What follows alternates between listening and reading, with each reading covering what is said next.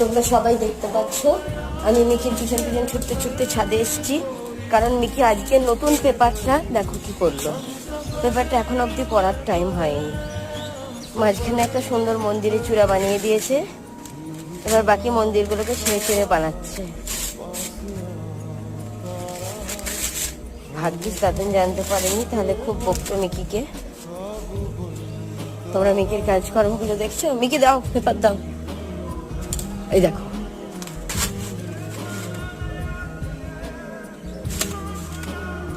দাও।